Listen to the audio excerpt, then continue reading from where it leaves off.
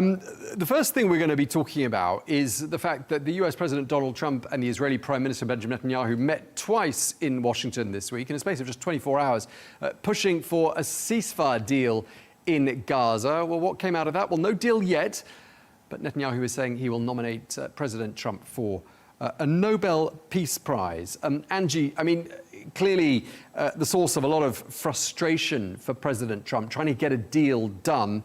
I mean, what do you think has been achieved? Well, hi, Tom. Yes, this is the third time the two presidents and leaders are meeting, and this is looking to be pretty fruitful. Look, the fact that Bibi Netanyahu is offering a Nobel Peace Prize letter to President Trump, I think world leaders have now learned to flatter President Trump as soon as they get to the White House or get to meet with President Trump. It seems like a lot of world leaders like to do that first because they know that that's what he wants to hear before any negotiations. The ceasefire right now, from what I'm understanding from my sources, is that they're waiting on Hamas to respond.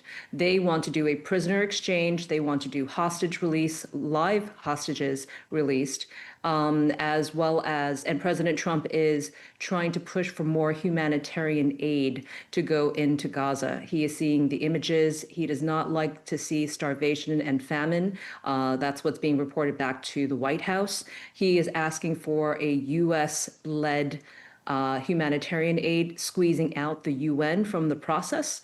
And that has frustrated many, many people at the UN. At the same time, at the UN, Marco Rubio, our Secretary of State, has gone after one of the representatives there for human rights at the UN, Albanese, and accusing her of interfering in a lot of these talks, especially trying to bring U.S. and Israeli leaders to the ICC. So there's a lot of moving parts here, but it seems like Bibi Netanyahu is meeting with Congress as well, and that seems to be going very, very well. He seems to be asking for more money, for more weaponry, and just more support overall. But this signifies that the U.S. does stand with Israel all the way.